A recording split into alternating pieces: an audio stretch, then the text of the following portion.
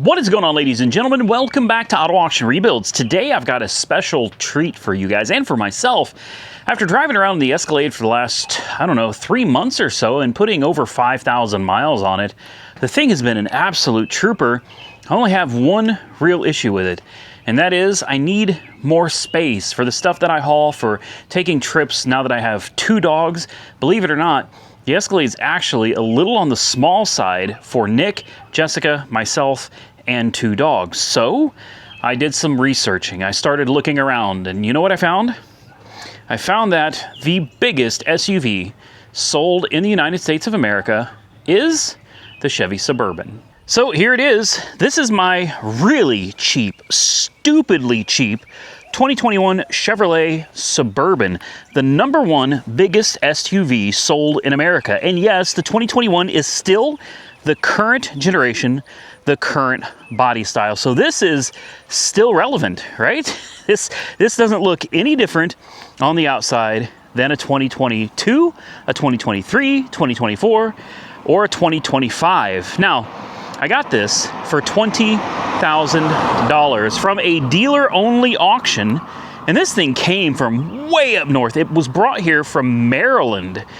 Yeah, the Rust Belt. I know what you're thinking, probably covered in rust. They sold it on a red light, which means no guarantees expressed or implied, no arbitration, meaning no matter what is wrong with it, I can't send it back. I own it just the way it sits. That's a little scary, because the reason I stopped buying Chevrolet products is because of their active fuel management, also known as displacement on demand, DOD, or AFM. They have a tendency to wipe out lifters. And when the lifters go, they have a tendency to wipe out the camshaft.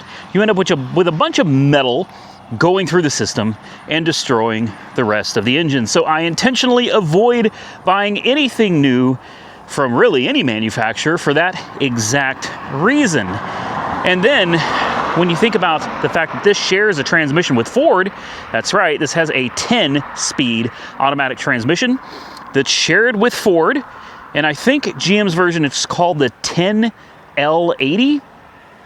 It leaves you really worried about buying something modern like this from General Motors. So why in the hell would a dealer sell this wholesale for $20,000 when the nearest one you're going to find priced like this is going to be in the mid to high 30s? And we're talking base model, no options, cloth seats, no sunroof. Guys, the closest priced one to this that I could find was $46,000.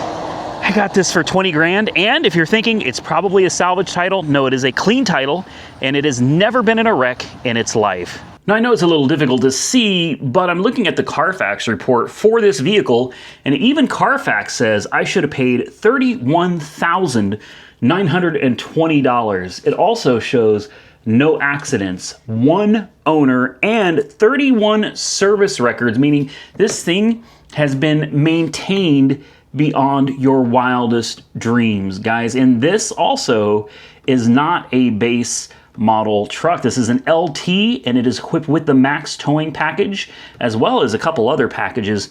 It's a pretty well loaded truck. So why don't we do the remote start real quick and see if it works? There it is, started right up. That's good news, and I don't hear a lifter tick. No rattling? Really? All right. Let's take a quick look at the tires. God, it's beautiful, man. We've got Firestone Destination LE3s, good tread. Same thing on the back. It's going to have matching tires. 1 owner. The person that owned it took great care of it. Obviously, they loved this truck. Body and paint is in great shape. I mean, this thing is in phenomenal condition, which again leaves you wondering, why did I get it so cheap? Well, there is a reason, and I'm going to tell you, but before I do, I want you to watch this. Watch me take my foot and swipe under this. Look at this. Come on now. Remember when I said this was the biggest SUV sold in America? Watch this. Oh yeah. How about this one? Oh, Yep, and let's put the front ones down too. There we go. What about that front one? Well, that one's a little slow. That's all right. You want to talk about big? Guy, this thing is 225.7 inches long. The seat up to 9 passengers has 144.7 cubic foot of storage with the seats down. This thing is the longest and one of the most spacious SUVs on the US market. And this is a body on frame design, basically a half-ton pickup truck. Second in line to this is, guess what, another Chevy. It's the GMC Yukon XL. So why don't we fold the seats back up again? The front seats you have to do manually. The back seats will come up on their own. Look at that.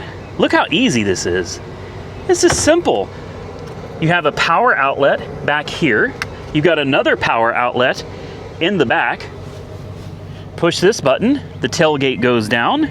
Now this has the 5.3 liter Ecotec 3. It's the L84. It's got direct injection, variable valve timing, and dynamic fuel management.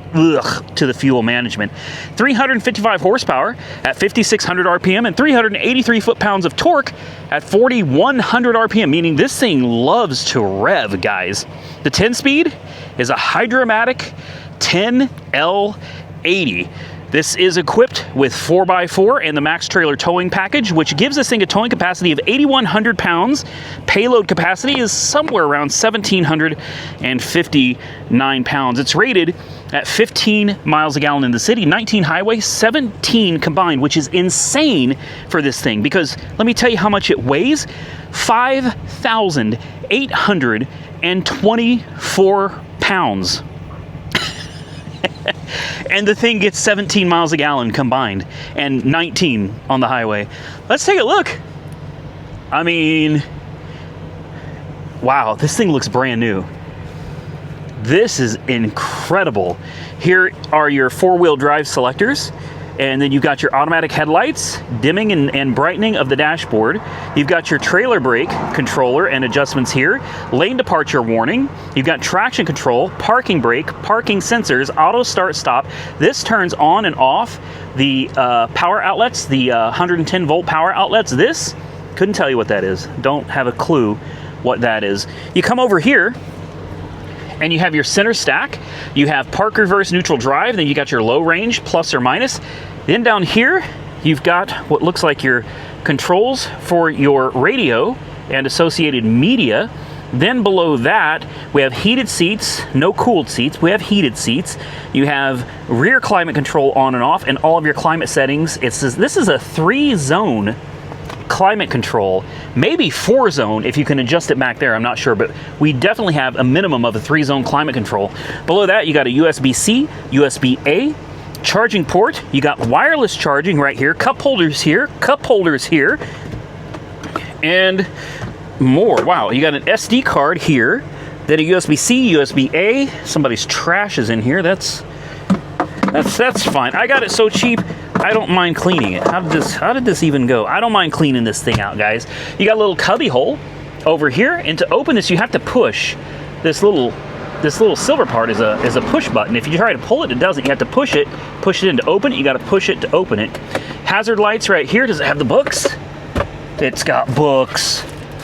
It's got books. Oh my goodness. Of course, up here, we have more options. We have the sunroof slide, the sunroof tilt, we have the privacy shade, we have OnStar. You can adjust the height of the rear gate, opening and closing. You can turn the lights on and off with the doors. You have your seats, your second row seats can be folded down by using this. Can we fold them up? Will they go up? Hold up. Do they go up on their own? Oh, that folds them down. That's the third row. Okay, third row. I thought that was the second row. Yeah, unfortunately, the second row, there's no buttons for that. And then we have our privacy shade here. Can we open this? We got to start it first, don't we? Push to start, of course, right here. Let's open this shade. This is a big panoramic sunroof. Oh, it's one touch. Look at that. Oh my goodness. Wow. Wow. That is a massive sunroof. The radio just came on. Let's close that. One touch again. This is absolutely beautiful, guys. Now, one of the things I really like about the Suburban over like an Escalade is you have physical controls everywhere. There are buttons to push for everything without relying solely on a touchscreen. I am old school. I don't like this setup for the shifter. I wish it had just a good old school shifter, but this is what you're stuck with. You have a screen. It is touchscreen. It's a nice, vibrant display. These are your air conditioning controls. You've got 2 zones here, and then in the rear, looks like you've got a single zone in the rear. So this is 3-zone climate control. I just attached my phone to the vehicle, so we are now paired. Sirius XM is already active and working, and I'm going to show you the gauges. Everything is good. Good oil pressure. The temperature's great. It's full of fuel. Voltage looks good. And as far as warning lights, we only have 1 warning light on the dash, and that is for the TPMS sensor. So it's going to need to get a TPMS sensor or maybe multiple TPMS sensors replaced. I'm not sure. I'm not really worried about it. Look at all of the controls you have here, guys. I mean, there's a lot to go through. You've got 2 memory seats, and you've got easy exit and easy entry. Whew. And then, of course, your steering wheel controls. You've got cruise control, and this does have adaptive cruise control as well. So you can set your gap right here. So this does come with adaptive cruise as well. Intermittent wipers, front and rear. Then there's these buttons back here. I don't really know what they do, but there's a pair of buttons there. I think there's another pair of buttons right here as well. You got power folding mirrors. You've got this little display here that kind of lights up. It's a heads-up display, but it only shows colors. And it's like for parking assist or something. I guess it's going to warn you if you're getting too close to somebody. This thing is nice. Let's see if we can scroll through and find out what the fuel economy wasn't. There it is right there. 178 miles, 17.3 miles a gallon. That's exactly what it claims. It claims combined fuel economy of 17. That is not bad. Now, I don't know if you guys saw or not, but I showed you already the reason why this truck was only $20,000. And I bet a lot of you didn't get it. So stay tuned if you haven't figured it out yet. I will tell you by the time we get to the end of the video. Let's take a look under the hood. If I can figure out how to open it. There we go. Ooh, she's filthy. Wow. It's dirty, very dusty and grimy under here. I mean, this looks awful. This needs a serious cleaning. There's your coolant bottle. Listen to her, she purrs like a kitten, man. It may be dirty, but on the outside, man, she looks damn good. So I'm sure you're wondering, what's wrong with it, right? Well, I think the only thing we can do is go get a license plate. Let's put it on the back and let's take it for a test drive. All right, we got a license plate on here, so we're legal now. And I just wanted to kind of look under here real quick and see if I can see any rust, because it is from the Northeast, the Rust Belt. And I'll take a look. This is your, as you turn these, right? Yeah, that's okay. We'll leave that alone. This is how you get to the tow package. Your connectors and everything's back here. There's the spare tire. Are you kidding me? There's nothing. There's no rust at all back here. This thing is stupid clean, guys. Wow. Okay. Hell, I didn't expect that at all. She's clean. We're gonna have to get it on the lift at some point and do a little more investigating. So if you wanted to get in here, now that these are full, look, this just lifts up and moves right out of the way.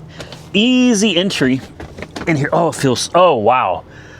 Yes, please, thank you. Cold air conditioning back here. Let's lift these back up. We have USB ports for charging and cup holders, of course. USB ports, and looks like you have the release for your seats. So if somebody's back here and they're like, hey man, I need to get out, you just push this. Well, Do you pull this? There we go. Yeah. Not bad. And this one, I don't know why it didn't want to go down, but to lift it up, do you just grab it? Yeah, just grab it and lift it up, just like that. Then over here, rear climate control, which of course is really, really nice. And then there's another power outlet down there. What is this? Oh, USB-C ports as well? Hell, man. This is way nicer than I expected it to be. And you know what else? It's got rubber mats throughout the whole thing. They already spent the money, so I don't have to. You've got little armrests right here.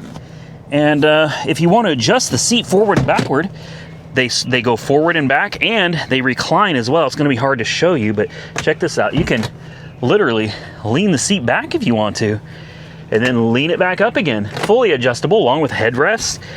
This thing is gorgeous. Bose sound system. Running perfect, no misfire. We're killing gas mileage, though. That's not something you really expect to say when you're in a big truck, though, right? You're not really worried about fuel economy. Automatic shutdown in 5 minutes. I guess it's been sitting here running for too long. Okay. What do you say we take it for a ride, guys? Let's buckle up, go for a spin. All right, let's put it in drive. That is so weird. That's going to take a lot of getting used to. And here we go. Now, you do have different options for four-wheel drive. You've got auto, you've got 2 high, 4 low, and 4 high. This is so nice to have, guys. So nice to have. Now, I don't know if you scroll this button, what that does. Oh, you've got driving modes. I didn't know that's what that did. You've got driving modes. We've got off-road, tow haul, normal, and sport. Really? Okay, and then over here, your headlights, and then over here's for your trailer brakes. Yeah, so drive modes. I didn't know we had that. That is so awesome.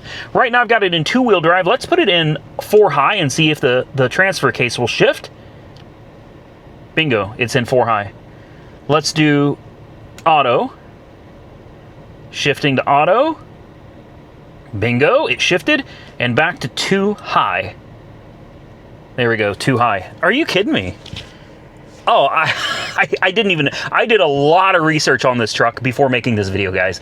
I did a lot of research before buying it because I was actually going to go out and buy a brand new or slightly used SUV.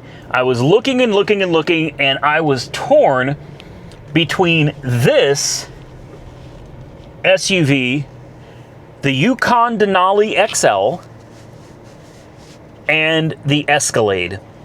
Now, after doing a lot of research, it occurred to me the Escalade's really not the best vehicle if I'm going to be trying to tow with it. It can tow. It absolutely can. I'm not saying it can't. It's just, it's not so much of a work vehicle. It's more of a classy vehicle, and my vehicles, unfortunately, are going to get put to work. So the Escalade was out of the question. Plus, I like these real physical buttons with tactile feel. You know, when you push them, you can feel that they're doing something. So that left the GMC Yukon and a Chevy Suburban. Well, obviously a Yukon Denali is very, very expensive. Those things can be $85,000 easy. The Suburban, on the other hand, a little bit cheaper. Now, if you go with a high country Suburban, you get that optional 6.2 liter engine instead of the 5.3, and that's an engine everybody wants. Everybody wants a 6.2. That's what I've got in my other Escalade. But you're gonna pay a lot of money for a high country, so I thought, why don't we try before we buy? Basically, I could buy this for really cheap. You will not find another one for 20 grand. I promise you. Go look around. I'd be willing to bet you probably can't find a salvage one for 20. Not the newest generation, which is 2021 to 2025. I would bet money you cannot find one that runs and drives, even a base model. Even the base model with cloth interior, you're not going to find it for $20,000. Not going to happen. I guarantee it won't happen. Now, again, I'm going to tell you why I got this for 20 grand here in a minute. But if you guys didn't notice, we're on the highway. We're doing 70 miles an hour. And guess what? The transmission has shifted just fine. The engine is running perfectly. The truck is perfectly quiet, smooth, very refined. This is a real comfortable ride. Now, this does not come with some of the fancier features like MagneRide or even adjustable air suspension. This is old school coil shocks, struts. Well, I'm going to tell you right now, while Air Ride and MagneRide is super amazing, it is really nice, there's something about having some basic features that you can work on yourself. When this thing needs shocks or struts, I'm not gonna have to worry about, oh my goodness, I'm gonna need specialty parts. No, I can just go buy regular plain Jane old struts, which mean they're gonna be cheaper, it's gonna be easier to maintain, they're probably going to last longer as well. Less complexity in this day and age, in my opinion, is a good thing. These SUVs are incredibly expensive. Even used, they're just insanely priced. And the last thing I really want to do is go out and spend, even on the low end, $40,000-ish on an SUV.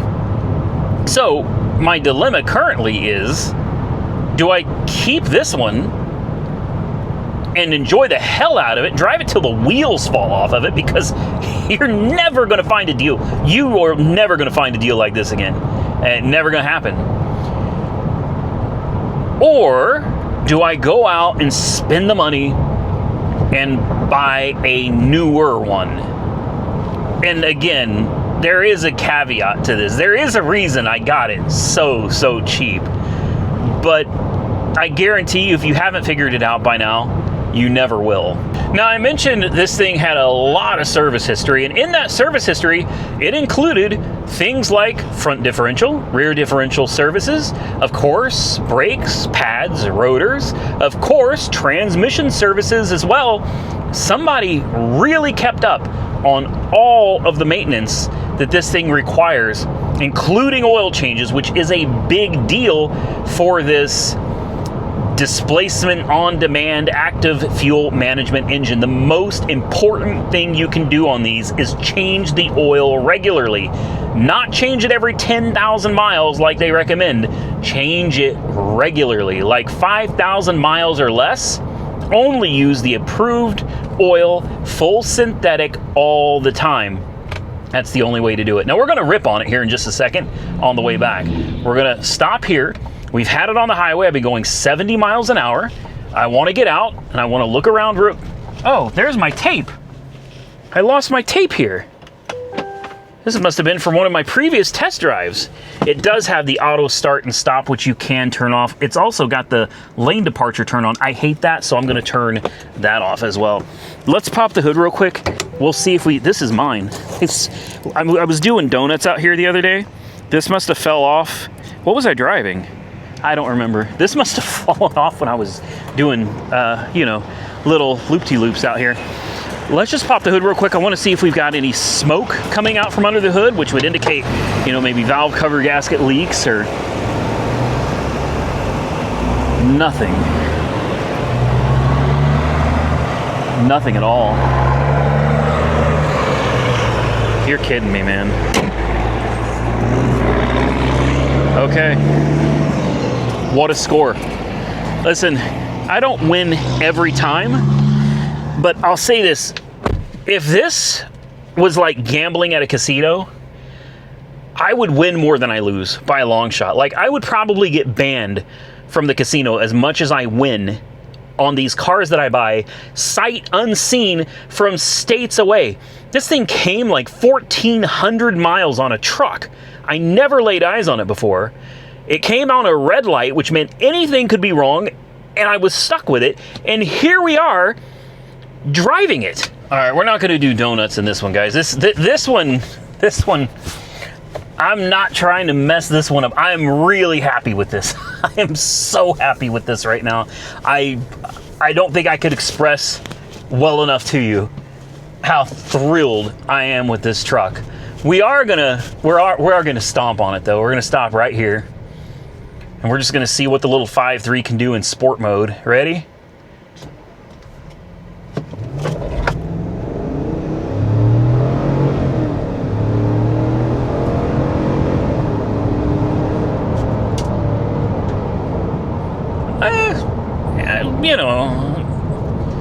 All right. There's nothing to write home about. This is I mean, it's big, guys. This thing weighs almost 6,000 pounds, and it's got like 380 pound-feet of torque.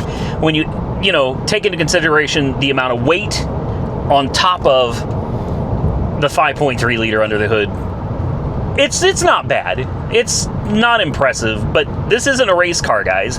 It is a big, big truck. And I have no doubt we just completely destroyed our fuel economy. Actually, no, we didn't. You can't see it, can you? Can I block the sunlight there? 17.1 miles a gallon with that pull. That was a full throttle pull. Pedal to the metal, man.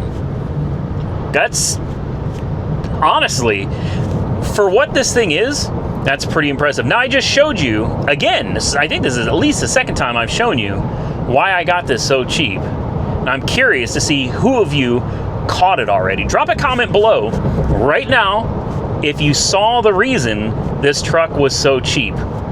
Again, by the end of the video, I'm going to give it away in case the rest of you haven't caught it yet. But anyway, a 2021 Chevy Suburban, the latest and the greatest. The only thing that I have seen that's different between the 21 and the newer ones is the newer ones don't have this old school analog screen. Now, I'm a big fan of digital screens. I think they're great. I'm not so old school that I can't appreciate nice color displays. But there really is something about having an old analog looking display. It's probably digital, but you know what I mean.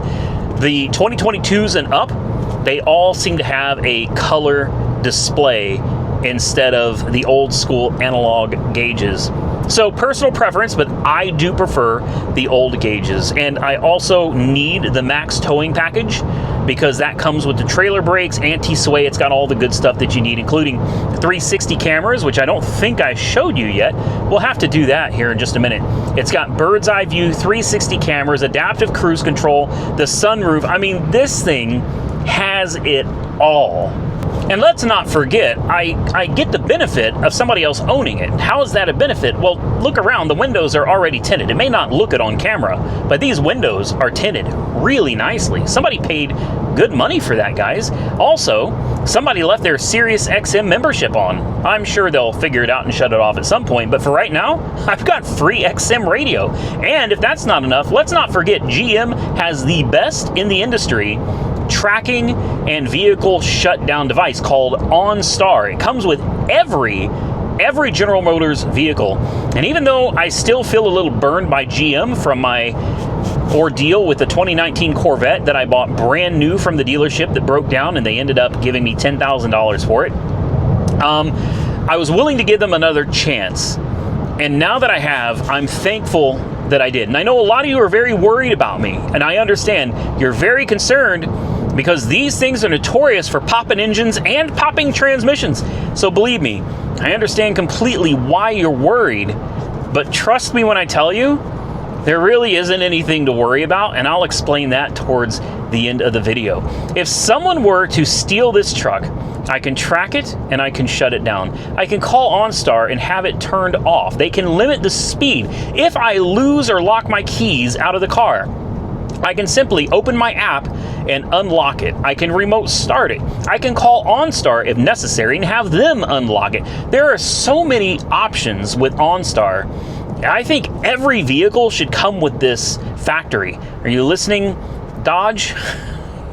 You know, I think Dodge and Kia have the most vehicles stolen probably in the world. They really need to start including this stuff, and it should be included in the car when you purchase it. A monthly subscription is fine, but ultimately the equipment should be installed on each vehicle when you buy it. Now, we just did a 10-mile run in my new to me Chevy Suburban. I don't know why I didn't buy one of these sooner. I really don't. Now that I've got it, I'm not sure I could ever live without it.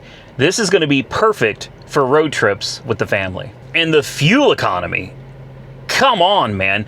The Escalade, which is a short wheelbase, it only gets me about 15.5 miles a gallon on average. This thing, with just stomping on it and everything, 17.1. So I can imagine on a road trip, I'll bet you this thing can do damn near the 19 miles a gallon that was advertised. Now, are you ready to find out why this truck was so cheap. Remember, it's not wrecked, it's not rebuilt, it's not salvaged. This is a one owner, very well maintained at the dealership. So how in the hell did I get this? With the upgraded sound system, by the way. How did I get this for 20 grand? Let's see if I can even get you close enough for you to see it. I want you to really look down there. Do you see the miles? Do you see the miles? No BS. Ladies and gentlemen, this thing has 188,522 miles on the odometer. 188,000 miles on a 2021 Suburban. So, while I was saying earlier, I don't think you really need to worry about me. I'm not very concerned with the displacement on demand, the fuel management. I'm not too worried about that. And believe it or not, the transmission, I'm not really worried about that either. Why? Well, the reason is because this thing has almost 200,000 miles on it already, which means if something like that went catastrophically wrong, then somebody else already had to take care of it. Now, it's not recorded on the Carfax that anything like that was ever done. Now, Carfax does not report everything, okay? I have found that if you run a Carfax report, you're gonna find some information. If you run an auto check report, you're gonna find information that wasn't on Carfax and vice versa. So it's important to run both. I should have done that and I didn't.